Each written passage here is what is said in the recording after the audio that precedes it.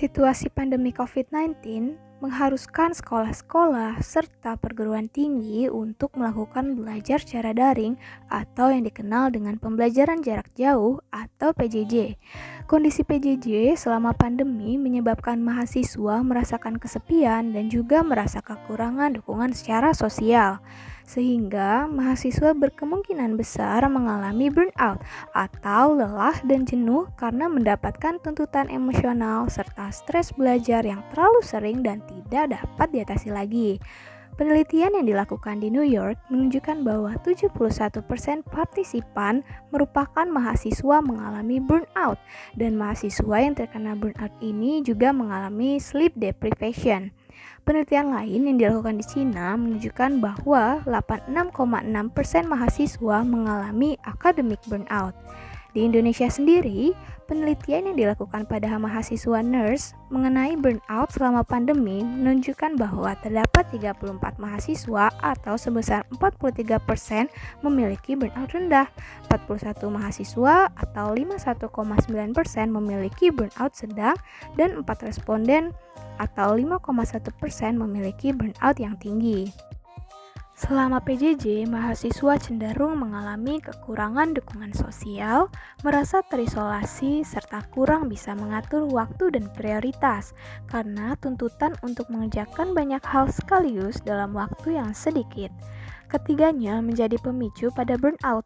Hal-hal tersebut membuat mahasiswa lebih mudah mengalami exhaustion dan cynicism karena merasa lelah secara fisik dan juga emosional.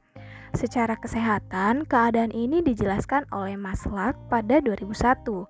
Menurutnya, burnout merupakan sindrom psikologis yang terdiri atas 3 dimensi, yaitu kelelahan emosional, depersonalisasi, dan juga rendahnya rasa pencapaian pribadi.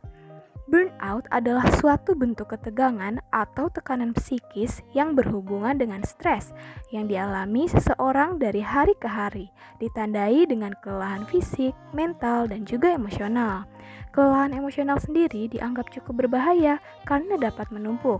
Apa yang membuatnya berbahaya?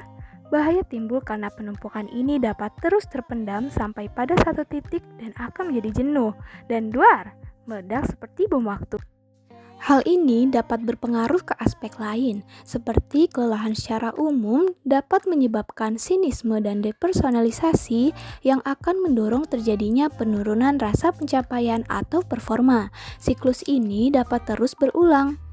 Terdapat beberapa faktor intrinsik dan ekstrinsik yang dapat mendorong terjadinya burnout. Di antaranya, untuk faktor intrinsik terdiri dari kepribadian, disfungsi sosial atau depresi, dan juga jenis kelamin. Biasanya, laki-laki lebih tinggi mengalami burnout dibandingkan perempuan. Untuk faktor ekstrinsik terdiri dari beban kerja yang berlebihan, jam kerja yang panjang, tekanan waktu, konflik peran, ketidakamanan, kurangnya dukungan sosial untuk bercerita, dan juga konflik lingkungan. Nah, ada 3 area gejala utama yang dianggap sebagai tanda burnout. Yang pertama, yaitu kelelahan. Biasanya ditandai dengan gejala fisik seperti nyeri dan masalah gastrointestinal atau masalah pencernaan. Yang kedua, keterasingan dari aktivitas terkait pekerjaan.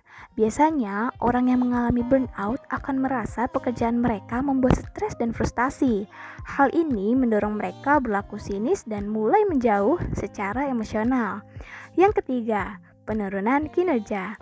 Biasanya, orang yang sedang burnout cenderung sulit berkonsentrasi, lesu, dan juga kurang kreatif. Lalu bagaimana cara mengatasi burnout?